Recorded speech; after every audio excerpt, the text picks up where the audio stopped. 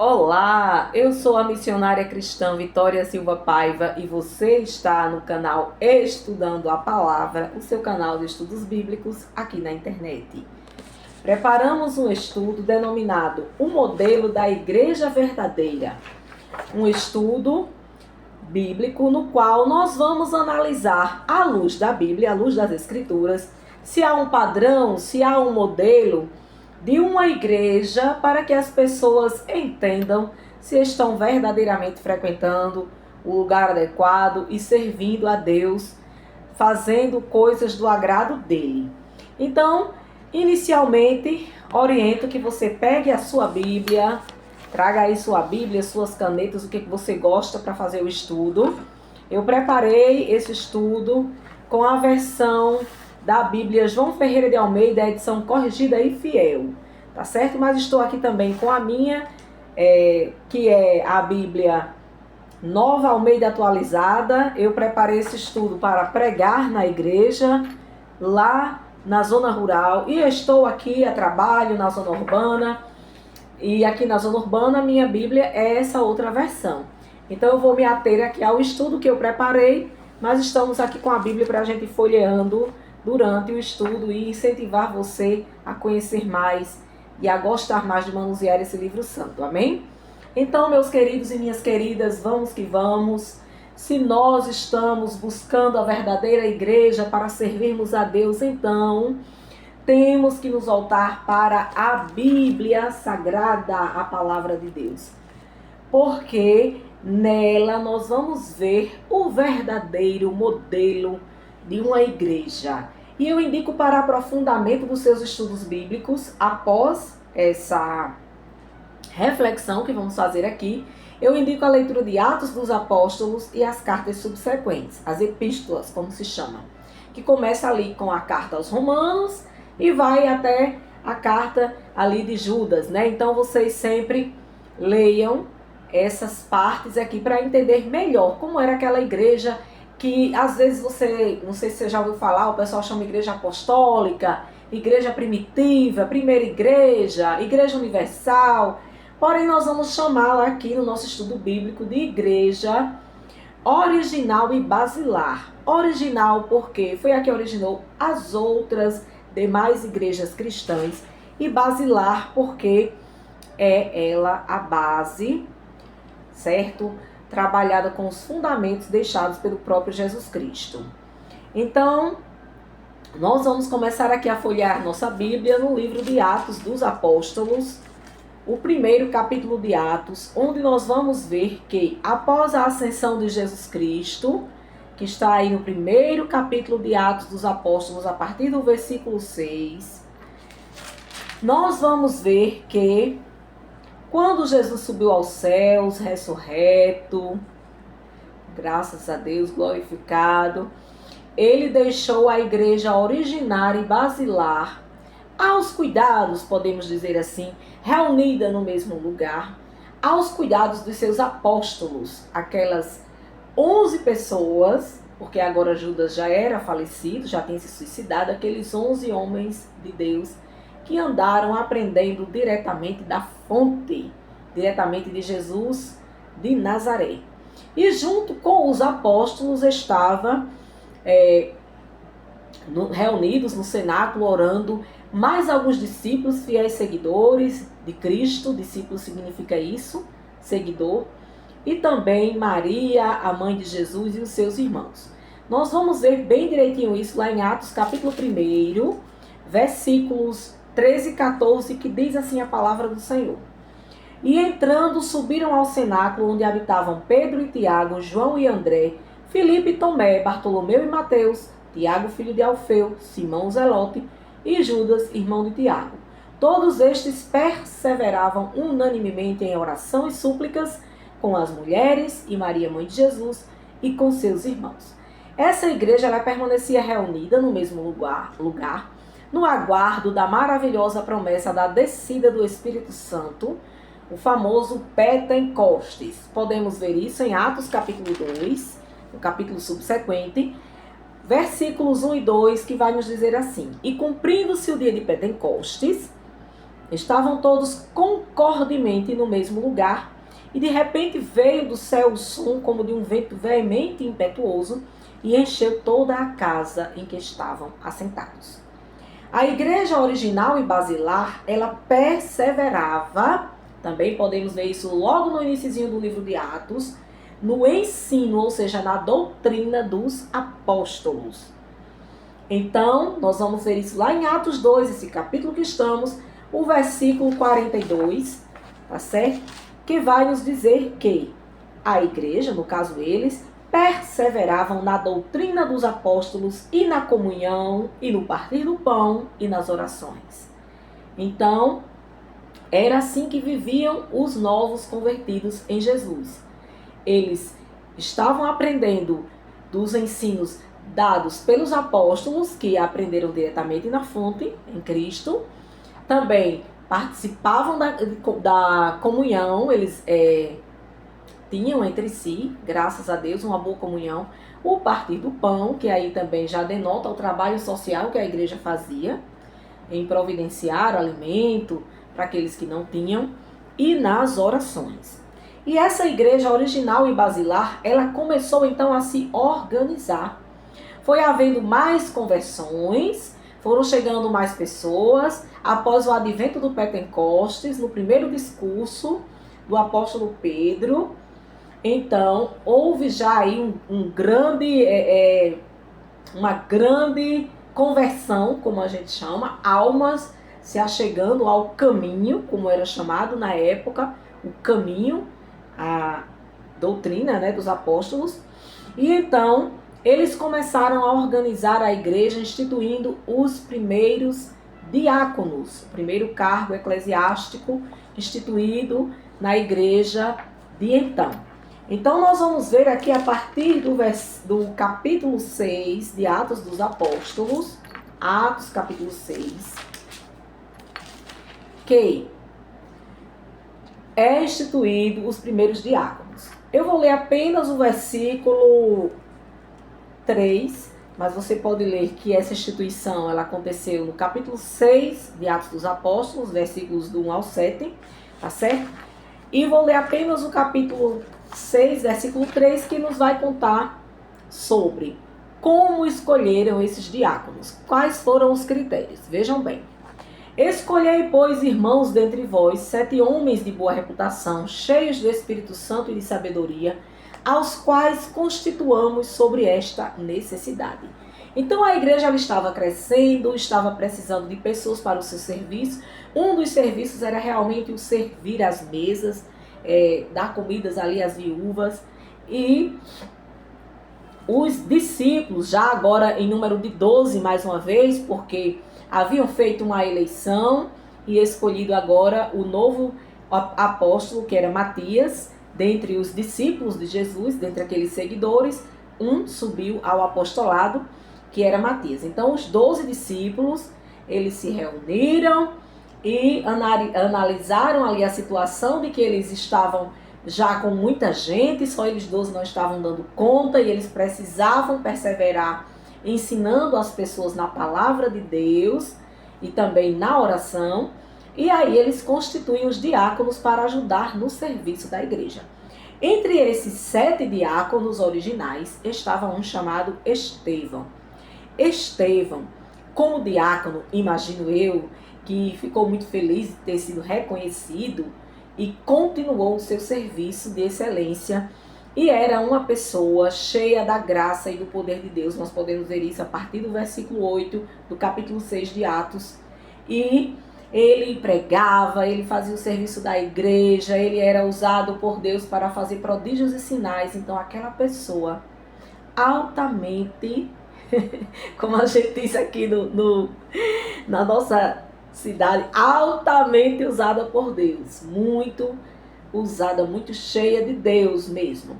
E Estevão, ele fazendo o seu serviço lá na igreja, né, juntamente aos outros 7 diáconos, ele começou a ter uma visibilidade por aquelas pessoas que eram contra.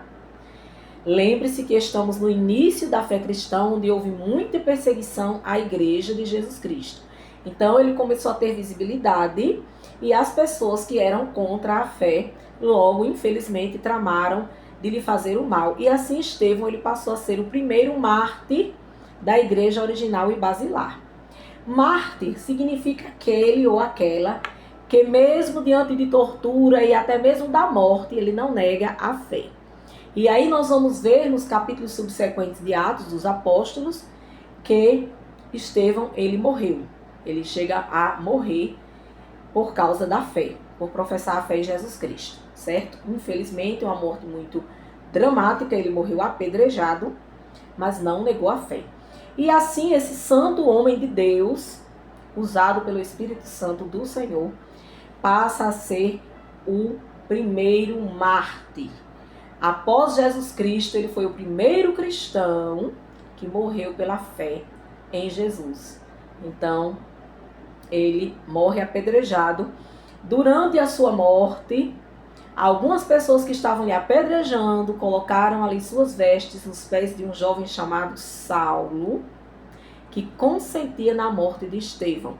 Mais tarde, esse jovem veio a ser o 13º apóstolo de Cristo. Sim, estamos falando de Paulo, Saulo que se transformou em Paulo e cuja conversão está lá no capítulo 9 de Atos. Então, gente, voltando aqui a Estevão, que foi morto, a história dele começa lá em Atos capítulo 6, na sua eleição para diácono, vai para Atos capítulo 7, mostrando um pouco do que ele fazia, e em Atos 8:2 ele é morto e é enterrado. Em Atos 11:19 há ainda menção do que aconteceu com a igreja após a morte de Estevão, e Atos 22:20 já é o apóstolo Paulo dando testemunho de que ele consentiu na morte de Estevão. É muito profundo, né? Por isso que eu indico a leitura completa do livro de Atos dos Apóstolos. Então, gente, quando Estevão, esse primeiro mártir, o primeiro cristão a morrer pela causa de Cristo, ele, pertencente à igreja original e basilar, um dos primeiros diáconos desta igreja, tornou-se o primeiro santo morto. O primeiro santo morto da igreja daqueles dias foi Estevão. Então, podemos ver claramente quais foram os procedimentos dos demais irmãos em Cristo Jesus para alicerçar a fé original, genuína e basilar da igreja. Em Atos 8:2, vamos ler só esse versículo, Atos 8:2, capítulo 8, versículo 2, vai dizer assim, a palavra do Senhor. E uns homens piedosos foram enterrar Estevão e fizeram sobre ele grande pranto. Dependendo aí da sua tradução bíblica, vai falar grande lamentação, grande pranto.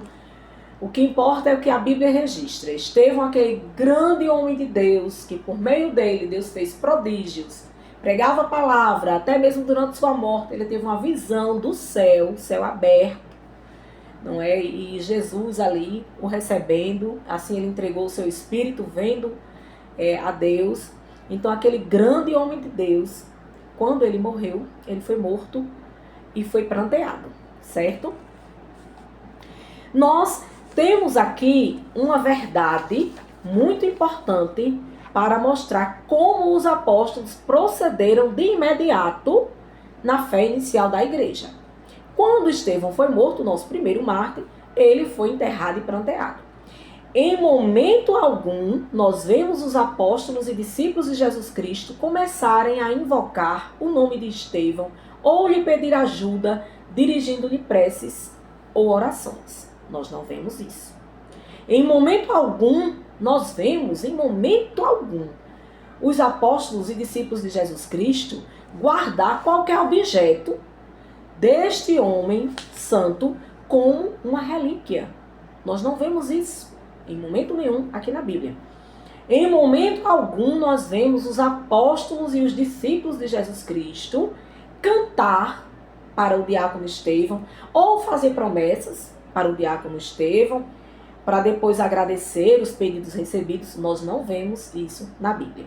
Em momento algum, nós vemos os apóstolos e discípulos de Jesus fabricar ou encomendar aos ourives, aos artífices, aos artesãos, aos pintores ali daquela época, alguma escultura ou pintura ou imagem de Estevão para venerar e para colocar em um altar ou um andor. Nós não vemos isso na Bíblia. Em momento algum, nós também não vamos ver aqui na Bíblia Sagrada, nós não vemos que os apóstolos e discípulos de Jesus embalsamaram, cuidaram ali do corpo de Estevão, embalsamaram, guardaram em algum lugar especial para que ele fosse visitado e venerado. Nós não vamos ver isso na Bíblia Sagrada, tá certo? O que é que a gente vai ver na Bíblia? O que acabamos de ler. Que Estevão, aquele santo homem de Deus, tão usado por Deus quando esteve vivo, quando ele morreu, ele foi sepultado e pranteado, certo?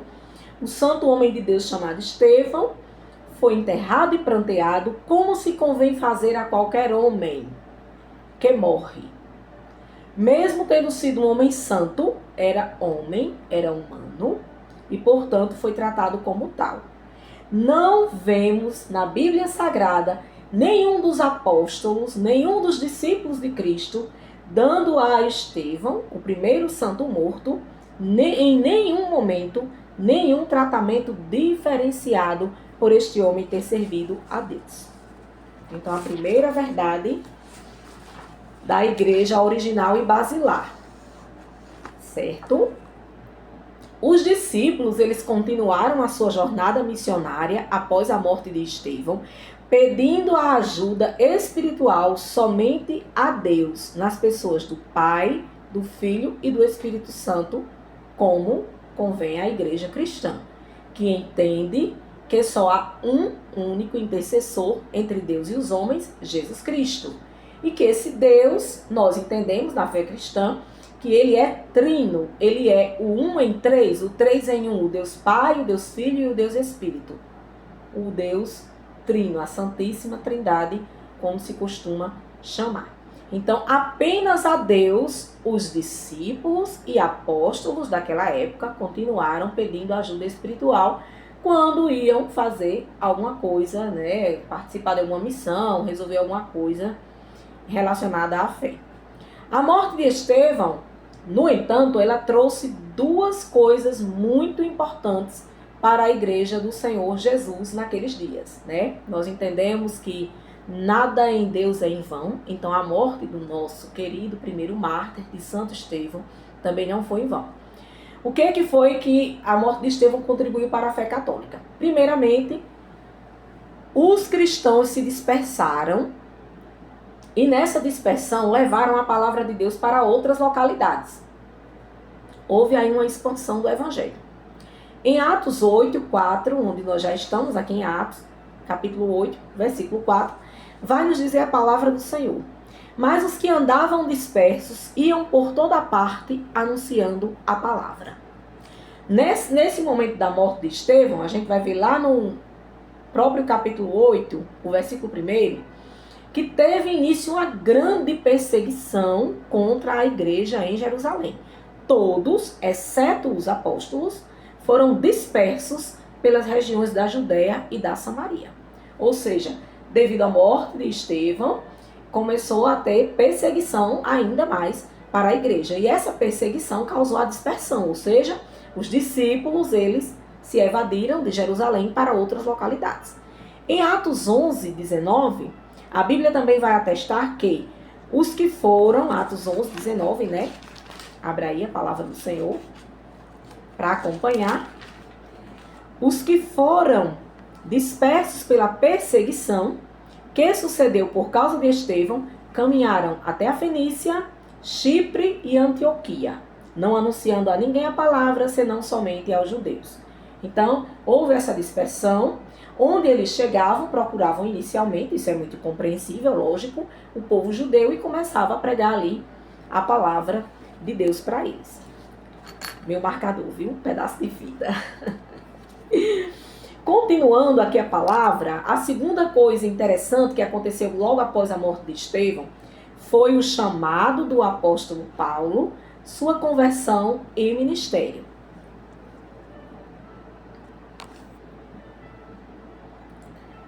Então, em Atos capítulo 9, nós vamos ver aí como foi o chamado de Paulo. Paulo que era Saulo, que estava ali consentido na morte de Estevão, que estava ali na fúria, perseguindo a igreja, atrás de cartas para melhor maltratar com os seguidores de Jesus.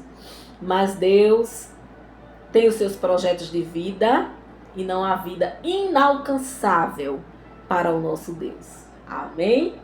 Guarda essa promessa.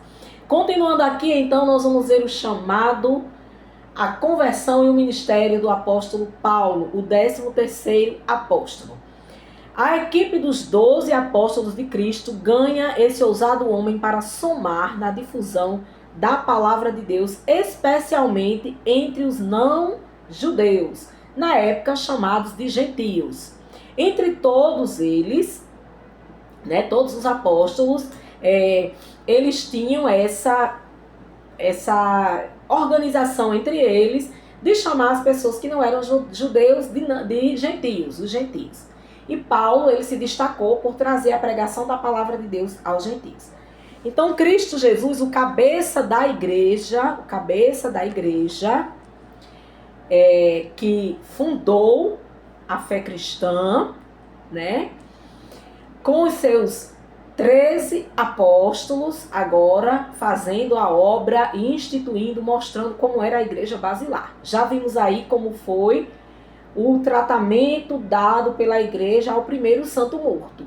Vamos ver agora Paulo, o bom combatente do bom combate, em um episódio bem interessante que vai nos trazer cada vez mais a palavra do Senhor para o nosso coração e mostrando como a igreja verdadeira de Jesus Cristo, ela procede em determinadas situações. Então, Paulo, o combatente do bom combate.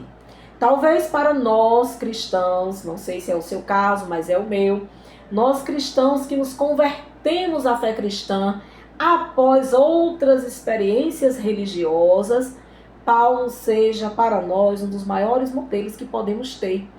Por quê? Porque Paulo, ele sempre pregava a palavra de Deus.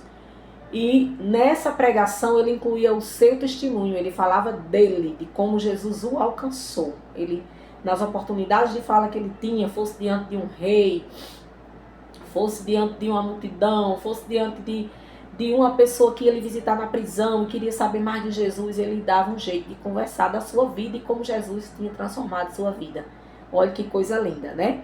Às vezes, tudo que eu estou dizendo isso para mim e para vocês, tudo que a gente precisa, às vezes, para começar a ensinar Jesus para as outras pessoas, é falar um pouquinho de como Jesus transformou esse velho homem, essa velha mulher na nova criatura, amém? Então, Paulo, ele tinha essa característica. Ele também usou toda a sua experiência e educação a serviço do reino de Deus. Sua dupla nacionalidade, sua fluência em línguas estrangeiras, seu conhecimento, sua instrução, de fato, os dons e talentos desse homem magnífico foram totalmente empregados no serviço ao Rei Jesus. Ele dizia sobre ele mesmo que ele se alegrava em se gastar e se deixar gastar a serviço do reino. Olha que declaração maravilhosa. Então, um homem admirável que veio para somar no exército de Deus. E aí o apóstolo Paulo, lá em Atos dos Apóstolos, capítulo 19, vai protagonizar um episódio, Atos dos Apóstolos, capítulo 19, junto com os discípulos Gaio e Aristarco. Um episódio bem interessante também para a gente entender o posicionamento da verdadeira igreja em assuntos que concernem a fé. Bem, gente, lá em Atos 19, se você ler o capítulo todinho, daqui eu vou destacar para a gente ler a partir do versículo 23 ao 28, aconteceu uma situação bem interessante. Na época dos apóstolos, havia na cidade de Éfeso, onde se passa o acontecimento aqui, o templo da deusa Diana. Diana é o nome romano dado para a deusa grega Ártemis. Eu não sei se a pronúncia está correta, mas eu vou pronunciar como eu acho que é, tá certo? Então, Diana era o nome romano dado à deusa grega Ártemis. E essa deusa, ela tinha um templo monumental na cidade de Éfeso. É tanto que eu fui investigar na internet, olhar para melhor preparar o estudo, né, para trazer realmente uma informação mais robusta aqui para nós. E esse templo, ele era considerado uma das 7 maravilhas do mundo antigo. Não tem essa história das construções importantes, o pessoal denominar como 7 maravilhas do mundo? Então, do mundo antigo, esse templo da deusa Artemis ou Diana era considerado uma das 7 maravilhas do mundo antigo, porque ele era famoso pelo seu tamanho monumental e a arte com que foi construído. Pois muito bem, o culto a essa deusa era algo comum nessa cidade. E como em todas as cidades idólatras, o culto a Diana gerava uma renda financeira proveniente da venda das imagens de escultura dessa deusa e das coisas relacionadas a ela. Vejamos o que diz a palavra de Deus em Atos capítulo 19, do 23 ao 28. Passemos ali a palavra. E naquele mesmo tempo, houve um não pequeno alvoroço acerca do caminho, porque um certo ourives da prata, por nome Demétrio, que fazia de prata nichos de Diana, dava não pouco lucro aos artífices, aos quais, havendo-os ajuntado com os oficiais de obras semelhantes, disse: Senhores, vós bem sabeis que deste ofício temos a nossa prosperidade. E bem vedes e ouvis que não só em Éfeso, mas até quase em toda a Ásia, este Paulo tem convencido e afastado uma grande multidão, dizendo que não são deuses os que se fazem com as mãos. E não somente há o perigo de que a nossa profissão caia em descrédito, mas também de que o próprio templo da grande deusa Diana seja estimado em nada, vindo a ser destruída a majestade daquela que toda a Ásia e o mundo veneram. E ouvindo, encheram-se de ira e clamaram dizendo: grande é a Diana dos Efésios. Nesse episódio, mais uma vez, nós vemos a atitude dos fiéis apóstolos e discípulos de Jesus Cristo, os primeiros fundadores da fé cristã, membros da igreja original e basilar. Nós vemos aqui nesse episódio, pelas palavras desse próprio homem chamado Demétrio, um ourives, ou seja, um artífice, alguém que construía, que fazia as imagens para vender, e que a Bíblia vai dizer aqui pra gente, acabou de nos dizer que ele ganhava muito dinheiro com isso, né? Não era pouco o lucro dele, hein? Não era pouco. A Bíblia diz, né, que ele não dava pouco lucro, ou seja, era muito lucro, muito dinheiro. A preocupação deles, não com a salvação das pessoas, não com se as pessoas estavam recebendo algo espiritualmente bom, mas sim porque com a pregação de Paulo, que estava pregando contra o fato das pessoas adorarem as imagens, então eles iam perder o lucro e corriam o risco até do templo de Diana ser desprezado. Assim é as palavras do próprio Demétrio aqui contidas na Bíblia Sagrada para a gente compreender melhor. Então a gente vê que em momento nenhum Paulo achou normal a presença e a veneração de imagens. Em momento nenhum Paulo concordou com a construção de templos para prestar culto a outras pessoas. Paulo e os discípulos que o acompanhavam, o que eles faziam? Eles afastavam o povo do erro. Eles afastavam o povo da veneração às imagens. Eles pregavam que somente a Deus podemos adorar, somente a Deus devemos servir e somente a Deus devemos prestar culto. A Bíblia é muito clara, minha gente. Claríssima, clara como o dia, transparente como a água. Desde os primeiros mandamentos dados por Deus a Moisés, que Deus bate nessa tecla. E eu vou lhe dizer uma coisa, eu fiz isso. Até a inteligência artificial sabe disso. Então a inteligência humana, que é superior à inteligência artificial, ela deve saber disso também. Então olha só, eu coloquei na inteligência artificial só para causar realmente, para trazer aqui uma informação aqui pra gente. Botei assim: A frase, não farás para ti imagem de escultura. Sabe o que a inteligência artificial disse? Disse isso aqui, ó.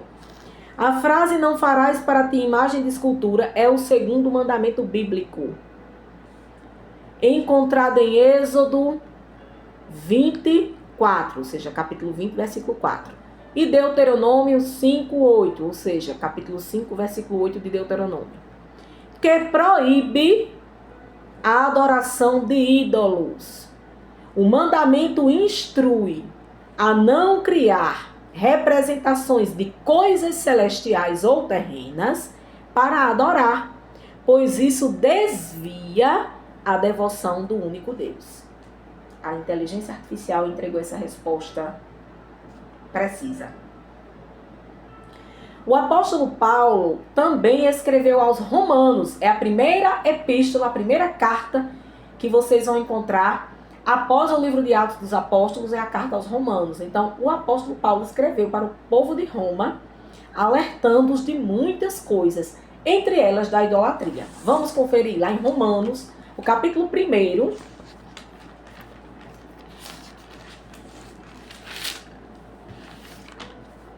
a partir do versículo 15.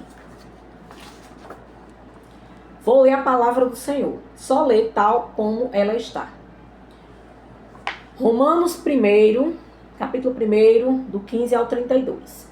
E assim, quanto está em mim, estou pronto para também vos anunciar o evangelho, a vós que estáis em Roma.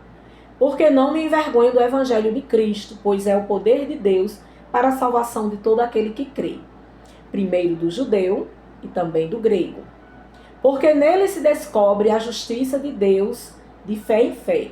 Como está escrito, mas o justo viverá pela fé. Porque do céu se manifesta a ira de Deus sobre toda a impiedade e injustiça dos homens, que detém a verdade em injustiça. Porquanto o que Deus se pode conhecer nele se manifesta, porque Deus lhe manifestou.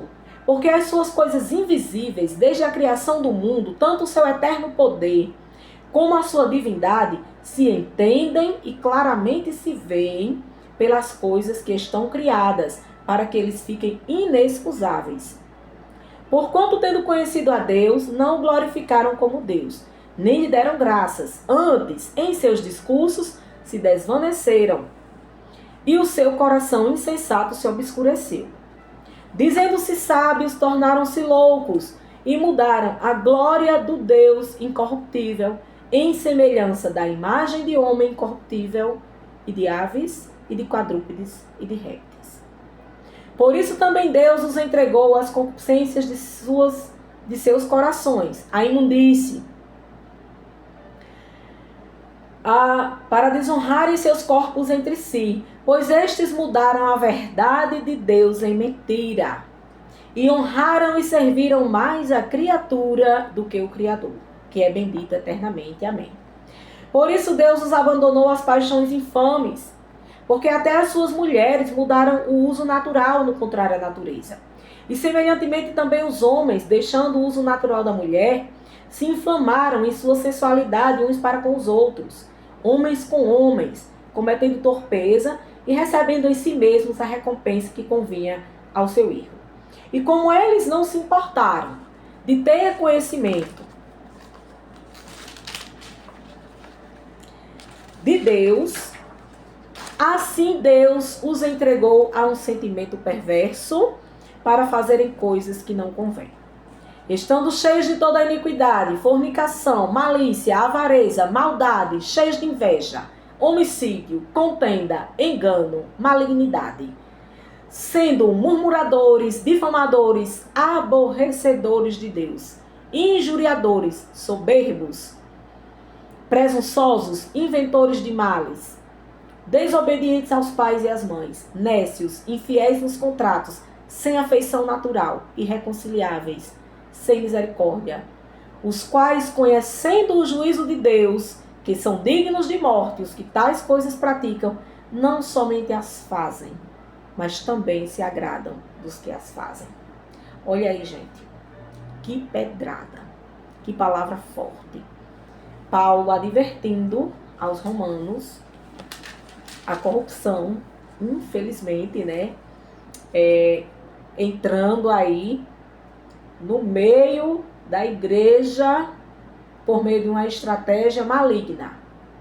E ele avisando aí que tomassem cuidado, e menciona aí, a palavra está muito clara, né? Menciona aí várias situações, entre elas a questão do homem adorar mais a criatura do que o Criador, do homem fazer, né? Como a gente viu aí, prestar o culto, mudando a glória do Deus incorruptível em semelhança de imagem do homem corruptível, seja imagens de humanos, ou também de aves, quadrúpedes e de répteis, né? Então aí está. E o tempo passou. O tempo passou por algumas razões históricas, sociais e políticas. A igreja original e basilar, aquela da época dos apóstolos, também chamada de apostólica, ela teve muitos dos seus ensinamentos distorcidos. Eis aí, por isso, a orientação do apóstolo Paulo, que já previa isso em sua carta aos Romanos. Havia essa sua preocupação e suas orientações são preciosas.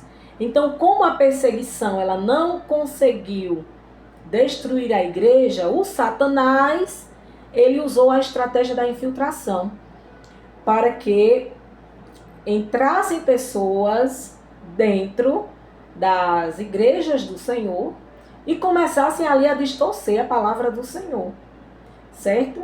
Então, muitos ocupando cargos de liderança devido a essas questões que eu já falei, sociais, políticas, né, históricas, começaram a se infiltrar, ocupando os espaços privilegiados, os espaços de liderança, os espaços de fala, trataram de distorcer alguns pontos da fé original e basilar, deixada por Jesus Cristo aos seus apóstolos e discípulos. E aí, tempos depois, como a palavra do Senhor mesmo fala a respeito de Cristo, que na pedra a qual ele funda a sua igreja, que é o fato de Cristo ser o Filho do Deus vivo, então as portas do inferno não vão prevalecer contra ela. Debalde é o trabalho do maligno. Então o Senhor Jesus levanta Martinho Lutero, um homem corajoso, um homem com fome e sede da Bíblia Sagrada, fome e sede da palavra de Deus, o qual procurou trazer a igreja de volta à sua fé original e basilar, após constatar que muita coisa estava fora dos padrões bíblicos. Na época de Martinho Lutero, para nós termos uma ideia, olhe só o que estava acontecendo. Como a fé, como a igreja original e basilar, com essas influências, com essas infiltrações, havia se afastado do padrão bíblico. Então, Martinho Lutero, na sua época, percebeu várias coisas. Por exemplo, as pessoas estavam comercializando a graça de Deus. Os favores divinos estavam sendo comercializados. As pessoas estavam vendendo a salvação.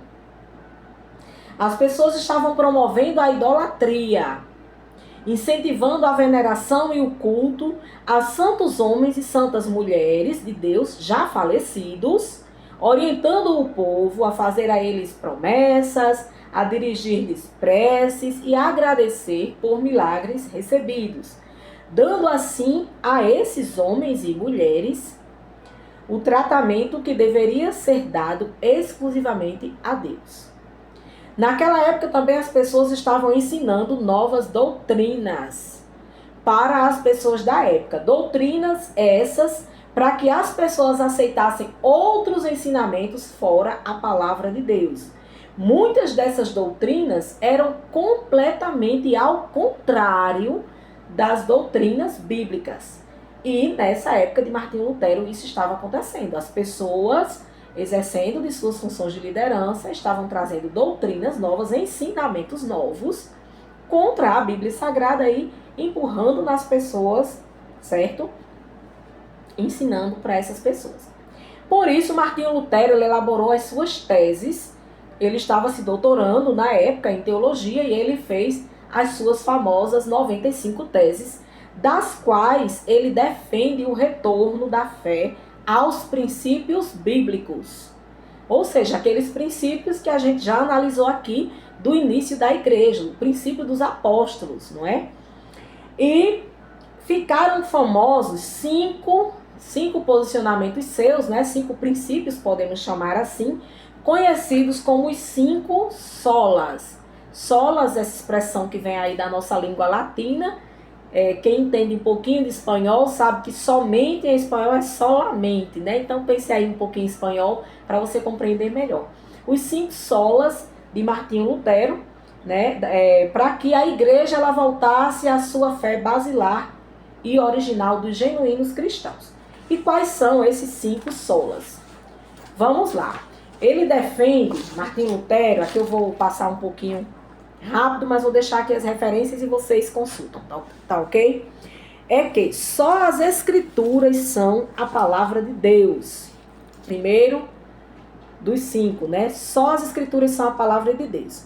Para trazer uma base bíblica, que eu gosto, né, de trazer uma base bíblica, eu vou citar aqui Gálatas 1:8, que diz assim: mas ainda que nós mesmos, ou um anjo do céu, vos anuncie outro evangelho, além do que já vos tem anunciado, seja anátema, seja maldito. Por quê? Porque só as escrituras são a palavra de Deus. Mesmo que descesse um anjo com outro ensinamento, não é para aceitar. Isso é maldição.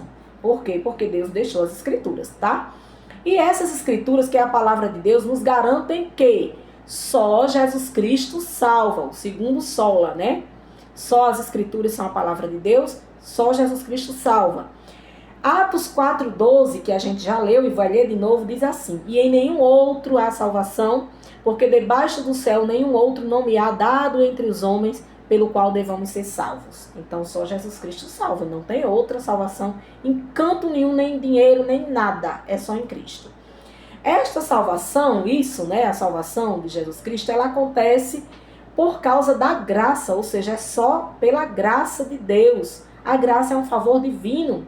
Terceiro sola, é um favor imerecido que o homem recebe sem merecer. E essa graça, a gente cristão recebe só pela fé. Pela fé no Filho de Deus, Jesus Cristo, e no seu sacrifício perfeito e definitivo. Não precisa de outro sacrifício após o sacrifício de Cristo. Então aí já estamos trabalhando os 4 solas. Eu trouxe um versículo que vai juntar esses dois solas, só pela fé e só pela graça, que é Efésios 2:8, que nos diz assim: porque pela graça sois salvos por meio da fé, e isto não vem de vós, é dom de Deus. Glória a Jesus por isso. Portanto, só a Deus dá glória. O quinto sola, o quinto solamente de Martinho Lutero. Portanto, só a Deus dá glória. Por quê? Porque você só é salvo por Jesus, por meio da graça, que é um favor imerecido dado por Deus, então só a Deus você deve dar a glória. E depois destas coisas, ouvi no céu como que uma grande voz de uma grande multidão que dizia: aleluia, salvação e glória e honra e poder pertencem ao Senhor nosso Deus. Apocalipse 19:1. Só a Deus dá glória. Bem, a verdadeira igreja, então, nos dias atuais. Após essa intervenção histórica de Martinho Lutero, no qual ele trouxe esses 5 solas e suas outras teses, costumou-se dividir, né, a fé cristã com as igrejas reformadas, ou seja, aquelas que acompanharam o raciocínio de Martinho Lutero. Eu não vou trazer aqui no estudo de hoje, mas também antes de Martinho Lutero, tiveram algumas pessoas também com algumas contribuições. Agora sim, o que realmente dividiu a história, né, que leva o aniversário da Reforma Protestante, foi realmente Martinho Lutero.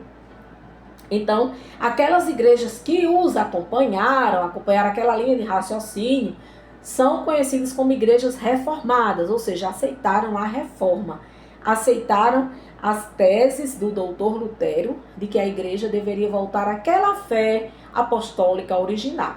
Amém? E a verdadeira igreja, então, na minha humilde opinião de missionária de Cristo, é aquela que é guardiã dos ensinamentos de Jesus Cristo, seu cabeça, seu líder supremo, e esses ensinamentos estão contidos na sua palavra, as Santas Escrituras, sendo ele mesmo, Jesus Cristo, a pedra que edifica a igreja, a qual as portas do inferno não podem prevalecer. contra ela. E aqui eu quero finalizar abrindo aqui em Mateus, né, a clássica leitura de Mateus, que às vezes causa confusão, mas a gente vai desmanchar essa confusão agora, em o nome de Jesus. Porque se até a inteligência artificial consegue entender quem é Deus, nós conseguimos também, porque Ele é maravilhoso. Amém? Abra sua Bíblia lá em Mateus, capítulo 16, versículo do 16 ao 18. Olha o que diz a palavra de Deus para mim e para você, meus queridos. Veja só. Simão Pedro, naquela situação, naquela ocasião, já bem conhecida, né, de todos, estava Jesus com os seus apóstolos e Jesus perguntou, o que o povo diz quem eu sou? E aí os apóstolos começaram a dizer, uns dizem que és um profeta, uns dizem que és João, e etc, e foram dizendo. E Jesus pergunta para eles, e vocês, o que vocês dizem que eu sou? Aí Simão, vamos para a leitura da palavra, vai nos dizer assim: Tu és o Cristo, o Filho do Deus vivo. E Jesus respondendo disse-lhe, bem-aventurado és tu, Simão Barjonas, porque tu não revelou a carne e o sangue, mas meu Pai que está nos céus. E também eu te digo que tu és Pedro, e sobre esta pedra edificarei a minha igreja, e as portas do inferno não prevalecerão contra ela. Então Pedro, naquele momento, ele teve a inspiração de Deus, né? Disse, olha, Senhor, tu és o Cristo, o Filho do Deus vivo. E aí Jesus disse, então, Pedro, que bem-aventurança você recebeu uma revelação agora, quentinha do céu. E sobre esta pedra edificarei a minha igreja. Então, que pedra é esta? Vamos lá para a Bíblia. Vamos para a Bíblia. Em Atos, capítulo 4, versículo 10 e 12, esse que a gente acabou de ler, o capítulo 4, né? Vai dizer assim: Seja conhecido de vós e de todo o povo de Israel, que em nome de Jesus Cristo, o Nazareno, aquele a quem vós crucificastes e a quem Deus ressuscitou dentre os mortos, em nome desse é que este está são diante de vós. Ele é a pedra, Jesus é a pedra, que foi rejeitada por vós, os edificadores, a qual foi posta por cabeça de esquina. E em nenhum outro há salvação, porque também debaixo do céu nenhum nome há dado entre os homens pelo qual devamos ser salvos. Então, a pedra, essa situação aqui de Atos dos Apóstolos, no capítulo 4, após um milagre, aí Pedro, mais uma vez, né, usando da palavra, vai esclarecer as pessoas que em nome de Jesus Cristo Nazareno é que as pessoas estão vendo o milagre acontecendo, ou seja, dando sempre a glória para Cristo. E diz que ele é a pedra, Jesus é a pedra que foi rejeitada por vós. Vamos a outros versículos, lá em Efésios, capítulo 1, versículos do 20 ao 23, diz assim, que Deus manifestou em Cristo, ressuscitando-o dentre os mortos e pondo-o à sua direita nos céus, acima de todo principado e poder e potestade e domínio, e de todo nome que se nomeia, não só neste século, mas também no vindouro. E sujeitou todas as coisas a seus pés, e sobre todas as coisas o constituiu como cabeça da igreja, que é o seu corpo, a plenitude daquele que cumpre tudo em todos. Cristo, o cabeça da igreja. Lá no livro de Efésios também, capítulo 2, versículo 19 ao 21, né, o capítulo subsequente aqui em Efésios, pode passar e você vai encontrar, né, que vai se dizer mais uma vez, chamar mais uma vez Jesus de pedra. Assim que já não sois estrangeiros, nem forasteiros, mas concidadãos dos santos e da família de Deus, edificados sobre o fundamento dos apóstolos e dos profetas, de que Jesus Cristo é a principal pedra, da esquina no qual todo edifício bem ajustado cresce para templo santo no Senhor. Oh, glória a Deus!